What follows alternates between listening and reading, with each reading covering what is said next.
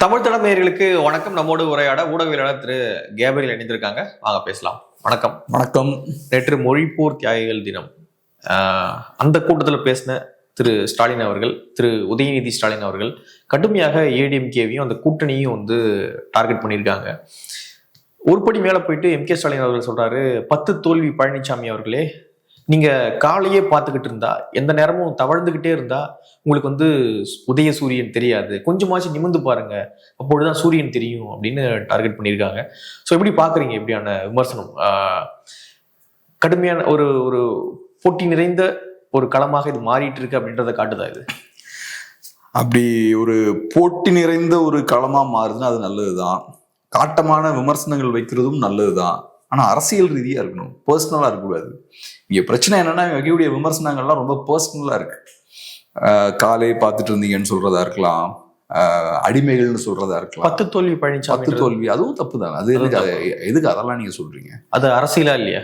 இஷ்யூஸா சொல்லுங்க. சரி, நீங்க 10 வெற்றி கட்சியாவே நீங்க இருந்துட்டு போங்க, ரைட்டு. ஆனா நீங்க என்ன பண்ணிருக்கீங்கன்றதான முக்கியம். நீங்க 10 வெற்றிகளை பெற்றதாலேயோ, இபிஎஸ் அவர்கள் 10 தோல்வியை பெற்றதாலேயோ தமிழ் மக்களுக்கு என்ன பெரிய லாபம் ஏற்பட்டிருக்க போகுது? இபிஎஸ் அவர்கள் சிஎம்மா இருந்திருக்காரு, ஒரு 4-5 இயர்ஸ் அவர் சிஎம்மா இருந்திருக்காரு. ஸோ அந்த காலகட்டத்தில் அவர் என்ன பண்ணாரு, அவரோட பாலிசிஸ் என்னவா இருந்தது, எங்கெல்லாம் தோத்தாரு, எங்கெல்லாம் சரியா அவரு பெர்ஃபார்ம் பண்ணல, அதெல்லாம் எடுத்து பேசுங்க. அதே மாதிரி அதுக்கப்புறம் பதிலுக்கு இபிஎஸ் அவர்களும் இதே மாதிரி ஒவ்வொரு விஷயமா எடுத்து இப்போ ஆட்சியில் என்னெல்லாம் பிரச்சனை இருக்குன்னு பேசினா அது கரெக்டா இருக்கும். இப்ப நம்ம ஒன்றும் இபிஎஸ் அவர்கள் சிறந்த தலைவர்லாம் நான் சொல்ல வரல. அவரோட ஆட்சி காலம் ஒன்றும் பயங்கர சூப்பரா பிரச்சனையே இல்லாமலாம் நடக்கல. நிறைய பிரச்சனைகள் இருந்தது. பொற்காலம்லாம் கிடையாது, கண்டிப்பா கிடையாது. மீடியாவுக்கு வேணா பொற்காலம்னு சொல்லலாம். நம்ம எல்லாம் பயங்கரமா விமர்சிச்சுட்டு இருந்தோம். நமக்கு ஒரு ஃப்ரீடம் இருந்தது அந்த டைம்ல. தமிழ்நாடு மீடியாவுக்கு ஒரு ஃப்ரீடம் இருந்தது. எனக்கு தெரிஞ்சு எந்த ஒரு சிஎம்மையும் ஊடகங்கள் அந்த அளவுக்கு கடுமையா விமர்சிக்க மாட்டாங்கன்னு நினைக்கிறேன். கண்டிப்பா அவ்வளவு டிபேட்ஸ் நடந்திருக்காது. ஆமா, அவரை போட்டு டார்ச்சர் பண்ணாங்க. பட் அதை தாண்டி சூப்பரான ஆட்சி கொடுத்தாருன்னா நம்ம சொல்ல முடியாது. நிறைய பிரச்சனைகள் இருந்தது. ஸோ அப்ப அதெல்லாம் எடுத்து பேசலாம். அதெல்லாம் பேசாம பர்சனலா காலில் விழுந்தாங்கன்னு சொல்றதா இருக்கலாம், அடிமைகள்னு சொல்றதா இருக்கலாம். இதெல்லாம் கரெக்டான ஒரு அப்ரோச்சே கிடையாது. கட்சி அடக வச்சுட்டாங்க. வச்சா என்ன அவங்க கட்சி அது?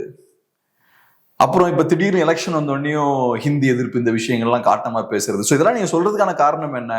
ஹிந்தி எதிர்ப்பை கொண்டு வரீங்க, அப்புறம் இபிஎஸ் ஒரு வீக்கான லீடர், அவரு காலில் விழுந்து கிடந்தார், அந்த மாதிரி அந்த ஆங்கிள் நீங்க பேசுறீங்க. பாஜக கட்டுப்பாட்டுல இருக்காங்கன்னு பேசுறீங்க. இதெல்லாம் எதுக்கு பேசுறீங்க? ஸோ நாங்க தான் பாஜகவுக்கு எதிரான ஒரு சக்தி அப்படின்றத ப்ரொஜெக்ட் பண்ணதான் அதெல்லாம் பேசுறீங்க. ஸோ ஹிந்தி எதிர்ப்பு கொண்டு வரீங்க, நாங்க தான் பிஜேபி அப்போஸ் பண்றோம், இவங்க எதிர்க்க மாட்டேங்கிறாங்க அப்படின்ற அந்த இடத்துக்கு நீங்க கொண்டு வரீங்க. ஸோ அதை நீங்க பேசலாம், அதை நீங்க ஃபேக்சுவலா பேசலாம். நாங்க பாஜக இப்படிலாம் எதிர்த்திருக்கோம், பாஜக எங்களோட எதிர்ப்பை தாக்கு பிடிக்க முடியாம இங்கெல்லாம் பின்வாங்கியிருக்காங்க, நாங்க நம்ம ஸ்டேட்டுக்கு வர வேண்டிய பணத்தெல்லாம் சண்டை போட்டு வாங்கிட்டோம், அதெல்லாம் நீங்க சொன்னீங்கன்னா சூப்பர், ரைட்டு. நீங்க தான் சொல்றீங்க நம்ம மாநிலத்துக்கு வர வேண்டிய நிதியெல்லாம் இன்னும் அவங்க ரிலீஸ் பண்ணலன்னு சொல்றீங்க. அப்ப என்ன பண்ண போறீங்கன்னு கேட்டா ஒன்னும் பெருசா உங்களுக்கு ஆக்ஷன் பிளான் இல்லை. நீங்க நிஜமாவே பெரிய செயல் வீரர்களா இருந்தீங்கன்னா நீங்க சொல்றீங்கல்ல நமக்கு வர வேண்டிய பணம் எல்லாம் வராம இருக்குன்னு, அதை வாங்கணும்ல, சண்டை போட்டு வாங்கிருக்கணும்ல. அப்ப அது திறமை. தமிழ் மக்களுக்கு உங்களோட இந்த வீரத்தால தமிழ் மக்களுக்கு பிரயோஜனம் இருக்குன்னு சொல்லலாம். சும்மா நீங்க பேசிட்டு இருக்கீங்க, பேச்சை தாண்டி எதுவுமே பண்ணலையே. நமக்கு பெருசா டான்ஜிபிள் ரிசல்ட்ஸ் எதுவுமே வரலையே. அங்கதான் இங்க சிக்கல் இருக்கு. ரெண்டாவது, இந்த மாதிரி பேசுறது ஒரு விதமான ஒரு ஆணவ போக்கின ஒரு வெளிப்பாடும் கூட தான். இப்ப நீங்க பார்த்தீங்கன்னா கீழே இருந்து கஷ்டப்பட்டு உழைத்து மேல முன்னேறி வருவாங்கல்ல, அவங்க கிட்ட ஒரு பக்குவம் இருக்கும். ஸ்டாலின் அப்படிதானே வந்தாரு, விசால் அடி வாங்கினாரு, எமர்ஜென்சில கைது, அப்படி நிறைய சொல்லுவாங்கல்ல. அப்படி இல்லையா? கீழே இருந்து மேல வரலையா அவரு? சிம்பிள்ங்க. ஸ்டாலின் அவர்கள் கருணாநிதி அவர்களோட மகனா இல்லைன்னா சிஎம் ஆயிருக்க மாட்டார், அவ்வளவுதான். நான் அவரு கஷ்டப்படலாம் சொல்ல, உலகத்துல கூடிய எல்லா மன்னர்களும் கஷ்டப்பட்டிருப்பாங்க. கஷ்டம்ன்றதே அது ஒரு ரிலேட்டிவ் டேர்ம். இப்ப நீங்க ஒரு பெரிய கோடீஸ்வரனா இருக்கலாம், நான் ஒரு ஏழையா இருக்கலாம். எனக்கு ஒரு கத்தி எடுத்து கிழிச்சா எனக்கு ஒரு ஏழையா வலி வரும்ல, அது உங்களுக்கு ஒரு பின்ன வச்சு குத்தினாலே அதே வலி வரலாம். என்ன மாதிரி நீங்க கத்தி வெட்டு வாங்காம இருந்திருக்கலாம், ஆனா உங்களுக்கு அதே வலியை நீங்களும் ஃபேஸ் பண்ணிருப்பீங்க, வேற ரூட்ல நீங்க ஃபேஸ் பண்ணிருப்பீங்க. ஸோ எல்லா மனிதர்களுமே வலியை ஃபேஸ் பண்ணிருப்பாங்க. வலின்றது ரிலேட்டிவ் தான். ஏழைகளுக்கு வேற மாதிரியான வலி இருக்கும், பணக்காரர்களுக்கு வேற மாதிரி விஷயம் வலி இருக்கும். அந்த சேம் குவான்டிட்டி ஆஃப் வலி வேற விஷயம் எனக்கு கொடுக்கும் அது. அவன் வேற ஒரு எமோஷனலா வேற மாதிரி பிரச்சனைகள் அவன் மாட்டிட்டு இருப்பான். அதெல்லாம் ரைட்டு. ஆனா நான் சொல்றது என்னன்னா, ஸ்டாலின் அவர்களும் சரி, உதயநிதி அவர்களும் சரி, கருணாநிதி அவர்களோட மகனா பேரனா இல்லாம இருந்திருந்தா அவங்க சிஎம்ஆவோ டெபுட்டி சிஎம்ஆவோ ஆயிருக்க முடியுமா? நீங்களே ஹானஸ்டா சொல்லுங்க, பார்வையாளர்களும் சொல்லலாம். ஸோ அங்கதான் சிக்கல் ஏற்பட்டுருக்கு. இப்ப நமக்கு இபிஎஸ் அவர்களோட அப்பா யாருன்னு தெரியாது. கண்டிப்பா இது வரைக்கும் நான் ரிசர்ச்சும் பண்ணது கிடையாது, கேள்விப்பட்டதும் கிடையாது. ஸோ அவங்க அப்பா பேரை யூஸ் பண்ணி அவர் சிஎம் ஆகல, ஆனா அவர் சிஎம் ஆயிட்டாரு. அவர் நல்ல லீடரா இல்ல, குவாலிட்டியான லீடரா இல்லைன்றதுலாம் செகண்டரி. ஆனா அவருக்கு அங்க வந்து சேர முடிஞ்சிருக்கு. யூஸ்வலா கீழ இருந்து மேல வரவங்க எல்லாம் பாத்தீங்கன்னா ரொம்ப ஹம்பிளா இருப்பாங்க. அவங்களுக்கு ஒரு வில் பவரும் இருக்கும், நிறைய அவமானங்களை ஃபேஸ் பண்றதுக்கான வில் பவரும் இருக்கும். சாதாரணமா கீழே இருந்து நீங்க மேல வரும்போது நிறைய கஷ்டங்கள், அசிங்கங்கள் நீங்க ஃபேஸ் பண்ணுவீங்க. ஆனா ஈஸி ரூட்ல ஸ்டார்டிங்ல இருந்தே, சின்ன வயசுல இருந்தே இந்த பெரிய பாராட்டு, பெரிய கஷ்டங்கள் இல்லாம மேல ஏறி போறாங்கல்ல, அவங்க கிட்ட ஒரு திமிருத்தனம் இருக்கும். நீங்க காலேஜ்ல எல்லாம் போனீங்கன்னா சில வீட்டு பணக்கார வீட்டு பசங்க பாத்தீங்கன்னா அவங்க ஒரு திமிராவே இருப்பாங்க. அதே இது சாதாரண கஷ்டப்படுற பசங்க பாத்தீங்கன்னா அவங்க மைண்ட்ல வந்து ஒரு எய்ம் வச்சிருப்பாங்க, ஒரு ஆம்பிஷன் வச்சிருப்பாங்க. அவங்களுக்கு அந்த பெரிய திமிர்த்தனம்லாம் இருக்காது, ரொம்ப ஹம்பிளா இருப்பாங்க. ஏன்னா அவங்களுக்கு தெரியும் நம்ம போய் சேர வேண்டிய இடத்துக்கு நம்ம போய் சேரணும்னா நம்ம ஈகோ, இந்த கோவம், தேவையில்லாத சண்டைக்கு போய் நம்ம எனர்ஜியை வேஸ்ட் பண்றதெல்லாம் பண்ணிட்டு தான் அங்க போய் சேர மாட்டோம். ஸோ நம்ம அசிங்கங்கள் ஃபேஸ் பண்ணாலும் அதை லைட்டா தொடச்சி ஓரமா வச்சுக்கிட்டு நம்ம இலக்க நோக்கி போகணும்னு அவங்க யோசிப்பாங்க. ஸோ இது வந்து ஒரு விதமான ஒரு ப்ரிவிலேஜ் இருக்குல்ல, அந்த ப்ரிவிலேஜ்ல இருந்து அவங்க பேசுறாங்களோன்னு எனக்கு தோணுது. ஓகே, இவங்க என்ன நினைச்சிட்டு இருக்காங்கன்னா, நாங்க காலில் எல்லாம் விழாம இருக்கோம், நாங்க அப்படி பயங்கர கெத்தா இருக்கோம், அது ஏதோ இவங்களோட குவாலிஃபிகேஷன் நினைச்சிட்டு இருக்காங்க. உங்களுக்கு இதெல்லாம் கையில் எடுத்து வழங்கப்பட்டிருக்கு. ஸோ அதனால நீங்க அதே இடத்துல அந்த மாதிரி ஒரு திமிரான ஒரு ஆட்டிடியூட்ல இருந்து பேசிட்டு இருக்கீங்க. எல்லாரும் அப்படி இருக்க மாட்டாங்க. சாதாரணமா இப்போ ஒன்றும் இல்லை, இப்போ இது மக்கள் ரசிக்க மாட்டாங்க. இதை லைஃப்ல இப்ப நீங்க சொல்றீங்க இல்லையா, காலில் விழுந்துட்டாங்க அப்படின்லாம் சொல்றீங்க இல்லையா, ஒவ்வொரு சாதாரண சாமானியனும் ஒவ்வொரு நாளும் ஆயிரக்கணக்கான அவமானங்களை ஃபேஸ் பண்ணிட்டு தான் இருப்பான்.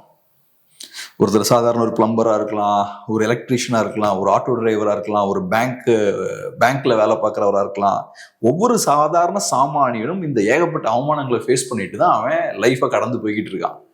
இதெல்லாம் ஏன் அவன் ஃபேஸ் பண்றான்? நாளைக்கு முன்னேறி போயிடலாம், அடுத்த ஸ்டேஜுக்கு போயிடலாம். இதுல அடுத்த ஸ்டேஜுக்கு போயிட்டுன்னா அந்த அவமானங்கள்லாம் நம்ம ஃபேஸ் பண்ண மாட்டோம் அப்படின்ற ஒரு ஹோப்போட அவன் எல்லாம் செயல்பட்டு இருக்கான். எனக்கு ஒரு தடவை ஒரு 7-8 இயர்ஸ்க்கு முன்னாடி வடபழனி டு போரூர், அங்கே ஷேர் ஆட்டோ போகும்ல, அந்த பழைய ஷேர் ஆட்டோ கொஞ்சம் பெரிய பெரிய ஷேர் ஆட்டோஸா இருக்கும் அங்க அந்த சைட்ல. அதுல ஏறி உட்கார்ந்துருக்கேன். அந்த டிரைவர் பார்த்தோன்னா புலம்பிக்கிட்டே போறாரு.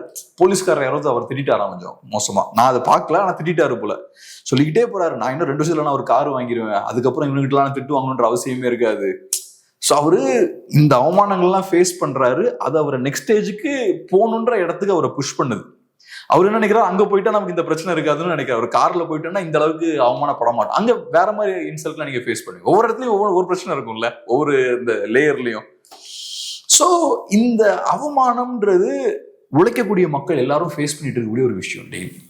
ஓகே, இதெல்லாம் ஃபேஸ் பண்ணிட்டு தான் காசு சம்பாதிச்சுட்டு வீட்டுக்கு போயிட்டு நெக்ஸ்ட் ஸ்டேஜுக்கு நம்ம போகணுன்ற ஒரு வேகத்தோட ஒர்க் பண்ணிட்டு இருக்காங்க. ஸோ நீங்க இந்த மாதிரிலாம் பேசுறது வந்து ஒரு நாட்டாமைத்தனமா, ஒரு அதிகார துணில இருந்து பேசுறது. இது இந்த பணக்கார வீட்டு பிள்ளைகளுக்கு தான் அது தெரியாது. சாதாரண மக்களோடையும் கனெக்டே ஆக முடியாது பேசி. நீங்க நல்லா யோசிச்சு பாருங்க, சாதாரண மக்கள் இதை ஒரு பெரிய இஷ்யூவாவே எடுத்து பேச மாட்டாங்க. ஏன்னா அவங்களுக்கு தெரியும். 2வது, காலில் விழுந்தெல்லாம் நீங்க சிஎம் ஆக முடியாது. சிஎம் ஆகணும்னா நிறைய டேலண்ட் வேணும் உங்களுக்கு. நான் டேலண்ட்னு நான் சொல்றது எந்த ஆங்கிள் சொல்றேன்னா, அந்த அதிகாரத்தை எப்படி கரெக்டா யூஸ் பண்ணணும், அங்க எப்ப எப்படி கரெக்டா சேரணும், யாரை பிடிக்கணும், என்ன செய்யணும், அதுக்குள்ள நிறைய கரப்ஷன் இன்வால்வ் ஆயிருக்கு. அதெல்லாம் கரெக்டா செய்ய தெரிஞ்சாதான் நீங்க அங்க போய் சேர முடியும். இப்போ எடப்பாடி அவர்கள் காலில் விழுந்து முதலமைச்சர் ஆயிட்டாரு அப்படின்னு ஒரு வாதம் வைக்கிறாங்க இல்லையா? ஸோ அந்த டென்யூர்லயே வந்து அவர் அதை முறியடிச்சிட்டார் நான் நினைக்கிறேன். 2019 22 தொகுதிகளுக்கு இடைத்தேர்தல் நடக்குதுன்னு நினைக்கிறேன். ஸோ அப்பொழுது அதுல குறைவான எம்எல்ஏ சீட்டை வந்து அவங்க வெற்றி பெற்றாங்க அப்படின்னா அந்த ஆட்சி கவிழ்வதற்கான வாய்ப்புகளும் அப்பொழுது இருந்துச்சு 2019.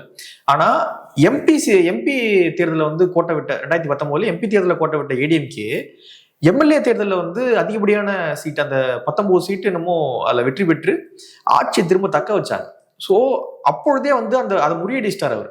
நான் வந்து கிட்டத்தட்ட மக்கள் தேர்ந்தெடுத்த ஒரு முதல்வர் அப்படின்ற ஒரு இடத்துல தான் எடப்பாடி அப்பொழுது ரன் பண்ணார். ஸோ அந்த ஃபேக்சுவல் நம்ம பார்க்கவே மாட்டோம். அவரு எப்படி வந்தாரு ஸ்டார்டிங்ல அப்படின்றத மட்டும் பாக்குறோம். ஆனா அந்த 19 அப்படின்ற ஒரு தேர்தல் முக்கியமானது. ஸோ அதை நம்ம டச் பண்ணவே மாட்டோம்னு நினைக்கிறேன். முக்கியமான விஷயம் என்னன்னா, காலில் விழுந்து நீங்க சிஎம் ஆகலாம்னா தமிழ்நாட்டில் எல்லாருமே சிஎம் ஆயிருப்பாங்க. கண்டிப்பா சிஎம் ஆகுறது அவ்வளவு சாதாரண விஷயம் கிடையாது. காலில் விழுறதையும் தாண்டி வேற சில விஷயங்கள்லாம் தேவை. இப்ப ஜெயலலிதா அம்மையார் காலில் எல்லா மினிஸ்டர்ஸும் காலில் விழுவாங்க. ஆனா நீங்க காலில் விழுந்தா மட்டும் மினிஸ்டர் ஆயிட முடியாது. காலில் விழுந்தா மட்டும் எம்எல்ஏவோ எம்பியோ ஆயிட முடியாது. அது ஒரு பேசிக்கான ஒரு ரிச்சுவல்னு நீங்க சொல்லலாம், ஒரு சம்பிரதாயமா அங்க இருந்தது. ஆனா அதை தாண்டி உங்களுக்கு விஷயமும் இருக்கணும். அங்க போய் சேர்றதுக்கு என்னெல்லாம் தேவைன்றது எல்லாருக்கும் புரியாது. அங்க ஒரு சிஸ்டம் இருக்கும், அதுக்குள்ள ஆப்ரேட் ஆகி தான் நீங்க போகணும். திமுகலையும் அப்படிதான். திமுகல ஒரே சிக்கல் என்னன்னா, ஒரு இடத்துக்கு மேல நீங்க போக முடியாது, அதுக்கு மேல அவங்களோட கண்ட்ரோல் இருக்கும். ஒரு இடம் வரைக்கும் நீங்க போகலாம். அந்த ஆப்பர்ச்சுனிட்டி திமுகல உண்டு. ஸோ காலில் விழுந்தா பவருக்கெல்லாம் போக முடியாது. அது பேசிக்கான ஒரு சம்பிரதாயமா இருக்கலாம். அதை தாண்டி உங்களுக்கு விஷயம் இருக்கணும். ஏன்னா பவருக்கு போகணும்னா லட்சக்கணக்கான பேர் அதுக்கு போட்டி போடுவாங்க. ஒரு எம்எல்ஏ ஆகணும், ஒரு எம்பி ஆகணும், ஒரு சிஎம் ஆகணும்னா லட்சக்கணக்கான பேர் அதுக்கு போட்டி போட்டுருக்காங்க. இங்க இருக்க காசு வச்சிருக்கவங்க எல்லாருக்கும் ஒரு ஆம்பிஷன் இருக்குங்க. நான் சொல்றேன், நீங்க பிசினஸ் மேன்லாம் நீங்க பேசுனீங்கன்னா அவங்க பேச்சு கொடுப்பாங்க, நம்ம கிட்ட மெதுவா சில விஷயங்கள் கேட்பாங்க, என்ன நடந்துட்டு இருக்கலாம். உள்ளுக்குள்ள டீப்பா அவங்களுக்கே இந்த பொலிட்டிக்ஸ் பவர் மேல ஒரு ஆர்வம் இருக்கும். பவர் தானே அது. பவர்னா அதான், பவர் இஸ் பவர் தான். அதனால கண்டிப்பா அந்த ஆசை எல்லாருக்குமே இருக்கும். அப்படி இருக்கும்போது ஒருத்தர் ஒரு எம்எல்ஏ ஆகுறாரு, எம்பி ஆகுறாரு, மினிஸ்டர் ஆகுறாரு, சிஎம் ஆகுறாருன்னா அது சாதாரண விஷயமே கிடையாது. நீங்க காலில் விழுந்தெல்லாம் ஷார்ட்கட்லாம் கிடையாது இதுல. ஸோ இவங்க அதை நான் என்ன சொல்லுவேன், நீங்க இப்ப அவர் ஒரு வீக்கான லீடர் அதை நீங்க பேசுங்க. ஏன்னா இப்ப இபிஎஸ் பாயிண்ட் ஆஃப் வியூல இருந்து அவர் பவரை தக்க வச்சுக்கிறதுக்காக மேபி அவர் பாஜகவோட காம்ப்ரமைஸ் பண்ணலாம், இதெல்லாம் அவர் பண்ணலாம். பட் அதை நீங்க பொலிட்டிக்கலா அதை டீல் பண்ணுங்க.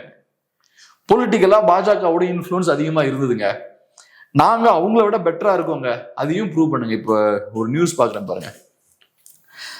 5 ஆண்டு ஆட்சி மனநிறைவு அளிப்பதாக ஸ்டாலின் பேச்சு, தேர்தல் வாக்குறுதிகளை நிறைவேற்றியதாகவும் பெருமிதம். ஸோ இப்ப இவர் என்ன சொல்றாரு, 5 ஆண்டு கால ஆட்சி நல்லா பண்ணதா ஒரு மனநிறைவு இருக்கு, அதே மாதிரி கொடுத்த ப்ராமிசஸ் வாக்குறுதிகளையும் நாங்க நிறைவேற்றிட்டோம்னு சொல்றாரு. இப்ப எனக்கு என்ன வருத்தம்னா, இதை அவர் சொல்றாருன்னா இது ஒரு டிபேட் ஆயிருக்க வேண்டாமா? ஒரு முதல்வர் இதை சொல்றாரு, நாங்க எல்லா கொடுத்த வாக்குறுதிகளையும் நிறைவேற்றிட்டோம். இது மாற்று கருத்தும் இருக்கு நிறைய பேருக்கு. பிஎம்கேவை கேட்டோம்னா இல்லைன்றாங்க, ஏடிஎம்கேவை கேட்டோம்னா 4ல் ஒரு வாக்குறுதியா நிறைவேற்றிருக்கோன்றாங்க. இப்ப பேச வேண்டியது இதுதானே. அப்ப இங்க ஒரு டிபேட் இருக்குல்ல, நேச்சுரலான ஒரு டிபேட் இருக்குல்ல. நீங்க புதுசா செயற்கையா கிரியேட் பண்ண வேண்டாம். தாவேக அதிமுக வாக்குகளை பிரிப்பாங்களா மாட்டாங்களான்னு டிபேட் கிரியேட் பண்றாங்க, அப்படி கிரியேட் பண்ண வேணாம். இதுல நேச்சுரலா ஒரு டிபேட் இருக்குல்ல, இதுல விஷயம் இது தேவையான ஒரு டிபேட்டும் கூட. ஆனா இதெல்லாம் பண்ணாம நம்ம எதை பேசிக்கிட்டு இருக்கோம்? நம்ம பேசிக்கிட்டு இருக்கிறது அவர் காலில் விழுந்தாரா இல்லையா, இப்ப என்ன பிரயோஜனம் இருக்கு அதுல? ஸோ இது எனக்கு ரொம்ப ஆச்சரியமா பட்டுச்சு எனக்கு இந்த விஷயம். இவங்க அசால்ட்டா ரொம்ப கேஷுவலா அவர் சொல்லிட்டு போறாரு.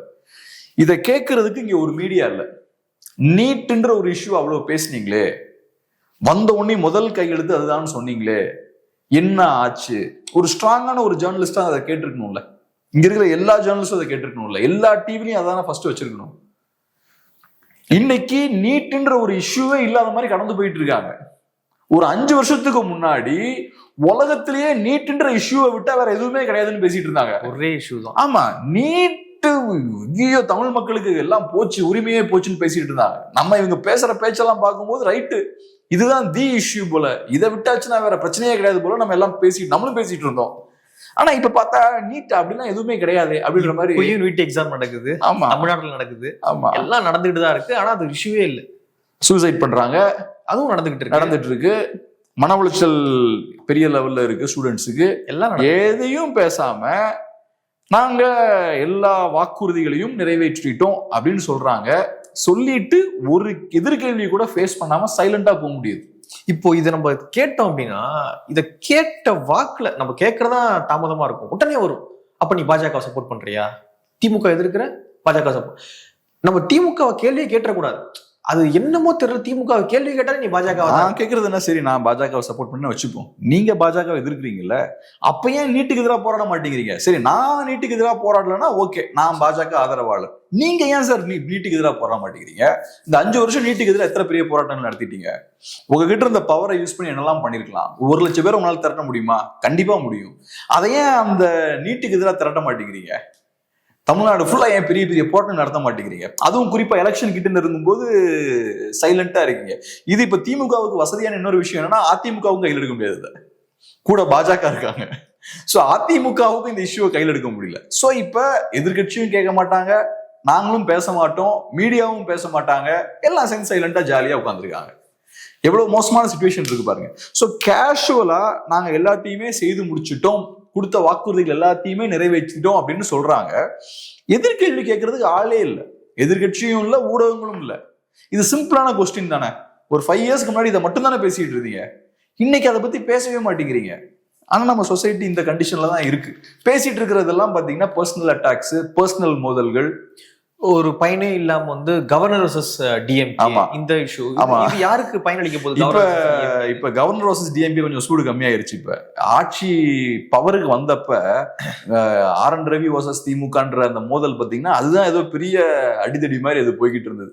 அப்புறம் ஒவ்வொரு வருஷமா கொஞ்சமா கம்மியாக ஆரம்பிச்சிச்சு. இப்ப பெருசா யாரும் கண்டுக்கிறதே இல்லை அந்த மோதலை. ஏன்னா தெரியுது வேற வேற இடத்துக்கு அரசியல் நகர்ந்து போச்சு. இந்த பாஜக எதிர்ப்பே பெருசா இப்ப செல்லுபடி ஆக மாட்டேங்குது. ஏன்னா தெரியுது நீங்க பேசிக்கிட்டு இருக்கீங்களே தவிர எதுவும் செய்ய மாட்டேங்கிறீங்க. நிஜமாவே நீங்க பாஜக எதிர்க்கிறீங்கன்னா இப்படி பேசிட்டு மட்டும் இருக்க மாட்டீங்க, நீங்க நிஜமாவே நீட்டுக்கு எதிராக போராடி இருப்பீங்க. எனக்கெல்லாம் ரொம்ப சர்ப்ரைசிங்கா அந்த விஷயம் என்னன்னா, நீட் முறைகேடுகள்னு சொல்லி ஒரு பாயிண்ட்ல நிறைய இந்தியா ஃபுல்லா போராட்டம் நடந்துட்டு இருந்தது. ராஜஸ்தான்ல கொஸ்டின் பேப்பர் லீக் ஆயிடுச்சுன்னு நினைக்கிறேன். ஆமா, அப்போ பாத்தீங்கன்னா பெரிய பெரிய போராட்டங்கள் காங்கிரஸ் ஸ்டேட்ஸ்ல நடந்தது. இப்போ உங்களுக்கு என்ன சிக்கல்னா, நீட்டுக்கு எதிராக நம்ம மட்டும்தான் இருக்கும், மற்ற ஸ்டேட்ஸ் எல்லாம் வரலன்றதான் உங்களுக்கு சிக்கல். நீட் முறைகேடுகள் நடந்துருச்சுன்ற அந்த டைம்ல காங்கிரஸ் பார்ட்டி, மற்ற ஸ்டேட்ஸ், ஆம் ஆத்மி கட்சி, மம்தா பானர்ஜி இவங்கெல்லாம் சேர்ந்து வெறித்தனமா போராடுறாங்க. இவங்க வெளில வரல.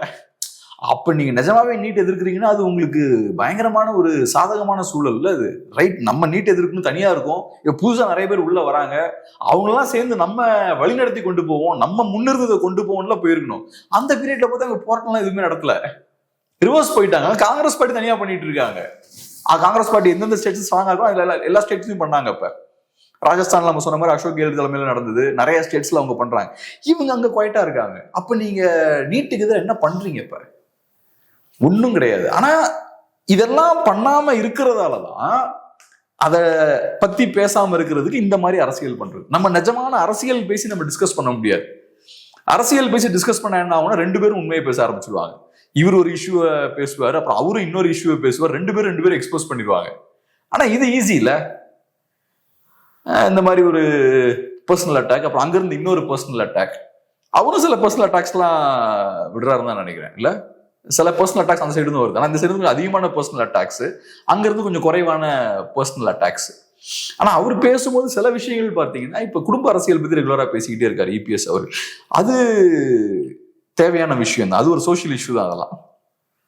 அதெல்லாம் பேச வேண்டிய தேவை இருக்கு. இப்ப ரீசெண்டா அந்த மேடையில பேசும்போது கூட, பொதுக்கூட்டத்துல பேசும்போது கூட, ஒரு குடும்பத்துக்காக 8 கோடி பேர் கஷ்டப்படுறாங்கன்ற மாதிரிலாம் பேசியிருந்தாரு. அது பேச வேண்டிய விஷயம் தான். அதெல்லாம் டிவியில டிபேட் ஆகுறது இல்லை. அதை ஒரு பாயிண்டா கூட எடுத்து யாரும் பேச மாட்டேங்கிறாங்க. அப்ப ஏதோ ஒரு அண்டர்ஸ்டாண்டிங் இருக்குல்ல, இதெல்லாம் பேசக்கூடாது மெயின் ஸ்ட்ரீம்லன்னு. ஓகே, அது பேசலாம், அது பேச வேண்டிய இஷ்யூ தானே. அப்கோர்ஸ் மேபி ஒரு தப்பா கூட இருக்கட்டுமே, தப்பா டிஸ்கஸ் பண்ணுங்க அதை டிவியில. அது கூட இங்க பண்ணல. அடுத்தது பாத்தீங்கன்னா, இந்த இஷ்யூலாம் நடக்கிறது வந்து ஒருவேளை ஒரு பதட்டத்துல ஸ்டாலின் அவர்கள் செயல்படுறாங்களா? கூட்டணி வலுவா எதிரில் அமைஞ்சுக்கிட்டு இருக்கு அப்படின்ற ஒரு பதட்டம் ஏற்பட்டிருக்கு அப்படின்றத பார்க்கலாம். எப்படி இது எனக்கு தெரிஞ்ச அதாங்க ஸ்டாலின் அவர்கள் ரியாக்ட் பண்றாரு. ஆக்சுவலா இந்த மாதிரியான சூழல்ல அவர் ரியாக்ட் பண்ணக்கூடாது. ஏன்னா இப்ப விஜய் வராரு, விஜய் வந்து இபிஎஸ் அட்டாக் பண்றாரு, இபிஎஸ் ஏடிஎம்கே அட்டாக் பண்றாரு. அந்த டிஎம்கே ஏடிஎம்கேன்ற நரேட்டிவை உடைக்கிறதுக்கான வேலைகள்லாம் அவங்க சைட்ல இருந்து பண்றாங்க. நீங்களும் அதே மாதிரி பாஜகவை அட்டாக் பண்ணுவீங்க, டிவிகேவை அட்டாக் பண்ணுவீங்க மறைமுகமா. இதெல்லாம் பண்ணும்போது என்ன ஆகும்னா, அதிமுக அந்த களத்திலேயே இல்லைன்ற ஒரு தோற்றத்தை ஏற்படுத்தும். ஆனா நீங்க டைரக்டா ஏடிஎம்கேவை இப்படிலாம் அட்டாக் பண்ணும்போது இந்த அட்டாக்ஸ் முதல்ல உங்களுக்கு பலன் கொடுக்காது. நீங்க 10 தோல்வி பழனிசாமின்னு சொல்றதா இருக்கலாம், காலில் விழுந்தீங்கன்னு சொல்றதா இருக்கலாம், இதெல்லாம் மக்கள்கிட்ட பெருசாக ஈடுபடாது. நான் சொன்ன மாதிரி சாதாரண மக்கள் ஒவ்வொரு நாளும் ஆயிரக்கணக்கான அவமானங்களை ஃபேஸ் பண்ணுவாங்க. ஸோ அந்த மக்கள்கிட்ட போய் நீங்க இந்த மாதிரியான விஷயங்கள்லாம் பேசுறீங்கன்னா அவங்க வந்து இதை சென்டிமெண்டா தான் பார்ப்பாங்க, அவங்களுக்கு இது இடையப்படாது. ரெண்டாவது, ஏடிஎம்கே வர்சஸ் டிஎம்கேன்ற நரேட்டிவே அது ஸ்ட்ராங் ஆகும். மூணாவது, நீங்க சொன்ன மாதிரி பதட்டத்துல இருக்க மாதிரியான ஒரு தோற்றத்தையும் ஏற்படுத்தும். நீங்க ஸ்ட்ராங்கா இருக்கும்போது இந்த மாதிரியான ஆர்குமெண்ட்ஸ் எல்லாம் யூஸ் பண்ண மாட்டீங்க. இப்போ திடீர்னு டக்குன்னு அவங்களை திட்டுறான்னா உடனே கோவத்துல நீங்களும் ரெஸ்பாண்ட் பண்ணுவீங்க, நீ தான்டா லூஸ் அப்படின்னு சொல்லுவீங்க. இந்த பர்சனல் அட்டாக்ஸ் எல்லாம் அங்கிருந்து தான் வரும்.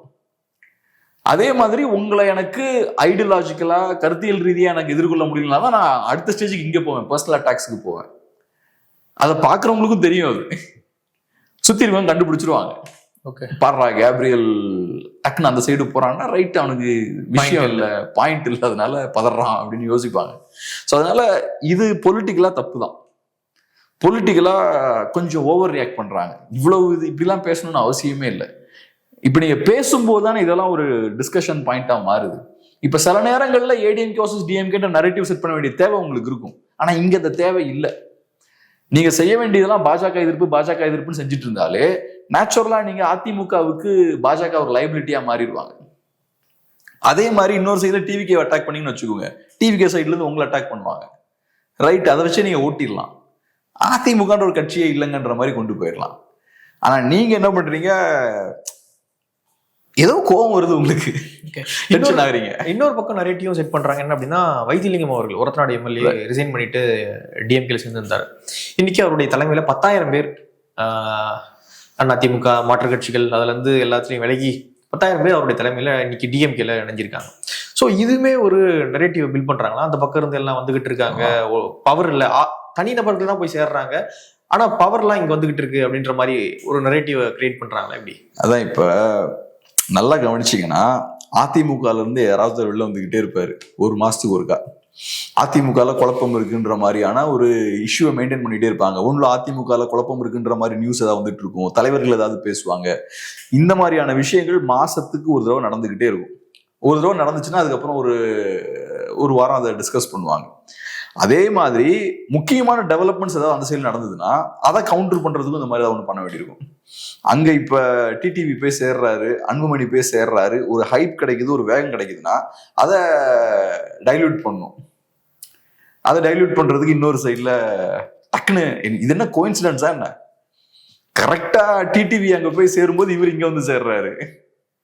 ஸோ அப்ப மீடியால என்ன ஆகும்னா ரெண்டும் ஒண்ணுதான்ற மாதிரி கொண்டு போயிடுவாங்க.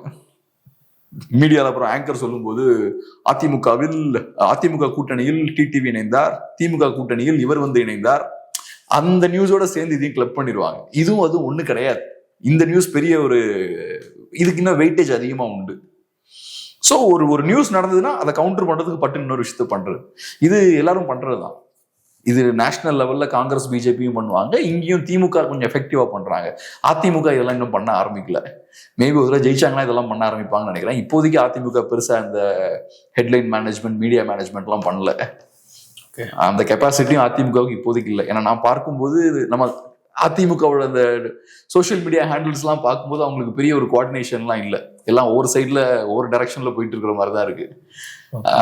ஸோ அந்த வகையில பார்க்கும்போது இது ஒரு கவுண்டர் நரேட்டிவ் அவங்க செட் பண்றாங்க டிஎம்கே.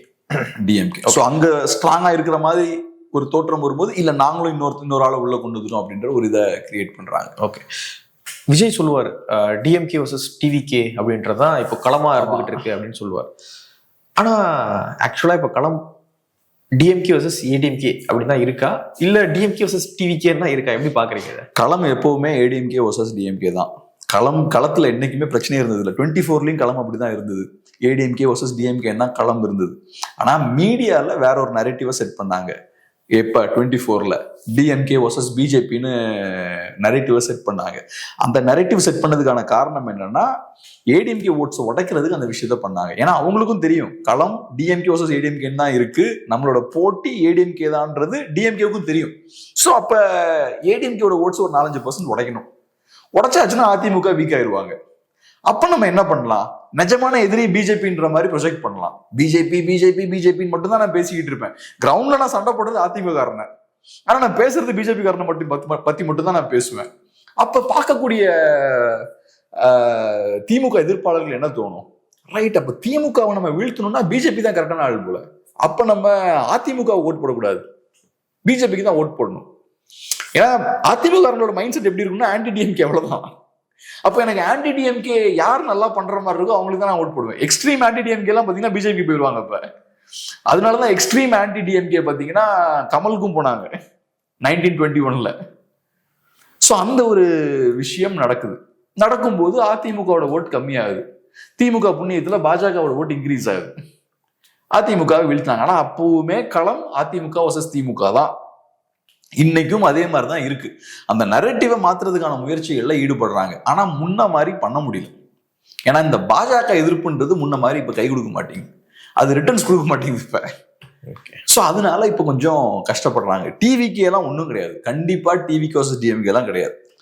டிவிக்கே ப்ராபப்ளி டிஸ்டன்ட் தேர்ட்ல இருப்பாங்க, இல்லாட்டி ஃபோர்த்துக்கு போவாங்க. ஃபோர்த்துக்கு போறதுக்கான வாய்ப்புகள் தான் அதிகம். ஏன்னா என்னை பொறுத்தளவு டிவிக்கு என்னால 5-10% ஓட்ஸ் தான் வாங்க முடியும். அப்போ அவங்களுக்கு 4th பிளேஸ்ல தான் வர முடியும். அவங்க சும்மா அந்த கதை சொல்லிட்டு இருக்காங்க பாருங்க, 40%, 38%. அதெல்லாம் சொல்றது எதுக்குன்னா நாங்க தான் 2nd பிளேஸ்ல இருக்கோம்னு காட்டிட்டு இருக்காது. அதான் 2.5 கோடி ரேஷன் கார்டு இருக்கும் அப்படியே ஏதோ கணக்கு பண்றாங்க விஜய். வீட்டுக்கு 2 ஓட்டு இருக்கும், இப்பயே 40% வந்துருச்சு.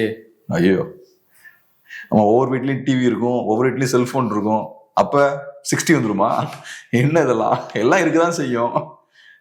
வீடுனா டாய்லெட் இருக்கும், ரேஷன் கார்டு இருக்கும், எல்லாம் இருக்குதான் செய்யும். ரேஷன் கார்டு இருக்க வீடெல்லாம் அவங்க தான் ஓட் போடுவாங்களா என்ன? ஸோ இதெல்லாம் சொல்றது எதுக்குன்னா நாங்க தான் அதிமுக இடத்துல நாங்க தான் இருக்கோம்.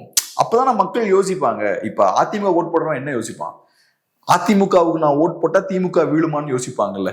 அப்ப இவங்க என்ன சொல்ல முயற்சி பண்றாங்கன்னா அதிமுகவோட நாங்க தான் பெருசா இருக்கோம், ஸோ திமுக வீழ்த்தணும்னா எங்களுக்கு ஓட் போடுங்கன்னு சொல்ல வராங்க. அந்த ஆடியன்ஸுக்கு ஒரு நம்பிக்கை கொடுக்க முயற்சி பண்றாங்க. அது உண்மை கிடையாது. இவங்க கிட்ட ஒரு ஓட்டும் கிடையாது. இன்னைக்கு எல்லாம் சும்மா அந்த கருத்து கணிப்பு அடிச்சு விட்டு இருக்க வேண்டியதான். ஸோ இவங்க ஆக்சுவலா என்ன பண்ண போறாங்கன்னா அதிமுகவை வீக்கா ப்ரொஜெக்ட் பண்ணுவதன் மூலமா அதிமுக ஓட்ஸ் கொஞ்சம் உடைக்க போறாங்க.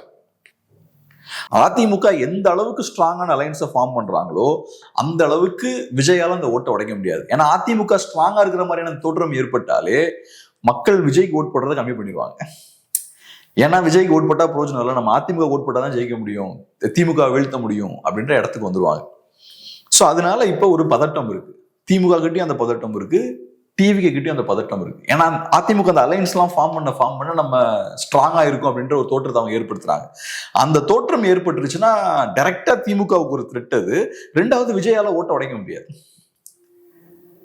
இப்ப 24ல ஏன் சீமானுக்கு நல்லா ஓட்ஸ் வாங்க முடிஞ்சது? ஏன்னா அதிமுக வீக்கா இருந்தாங்க, அதிமுக பிரிஞ்சிருந்தாங்க தனியா, பிஜேபி தனியா பிரிஞ்சிருந்தாங்க. அப்ப மக்கள் என்ன யோசிப்பாங்க, எக்ஸ்பெரிமெண்ட் பண்ணி பார்ப்போம், இந்த தடவை மாத்தி போட்டு பார்ப்போமே, எப்படியும் அதிமுக வரப்போறதுலாம் ஆகி போச்சு, புது ஒரு மாற்று சக்திக்கு ஓட்டு போடுவோம், புது வாய்ப்பு கொடுப்போம் அவங்களுக்கு யோசிப்பாங்க. இதே இது அதிமுக பாஜக அலைன்ஸ் ஃபார்ம் பண்ணி பிஎம்கே டிடிவி எல்லாம் அப்பயே வந்து உட்கார்ந்து தான் வச்சுக்கோங்க, போட்டி இன்னும் டஃபா இருந்திருக்கும். அப்ப மக்கள் ஈஸியா இந்த தடவை பரவாயில்ல எப்படின்னு தோக்க தானே போறாங்கன்னு அப்படி மாத்தி ஓட்டு போட மாட்டாங்க. ஸோ அந்த வகையில இது டிவிகேக்கு பெரிய ஒரு சிக்கல் தான். அதனாலதான் அதிமுகவோட சண்டைக்கு போறாரு இப்ப விஜய். ஓகே, வெயிட் பண்ணி பார்க்கலாம் என்ன நடக்குது அப்படின்னு நிறைய விஷயம் நம்மளோட பகிர்ந்துக்கிட்டீங்க. நன்றி.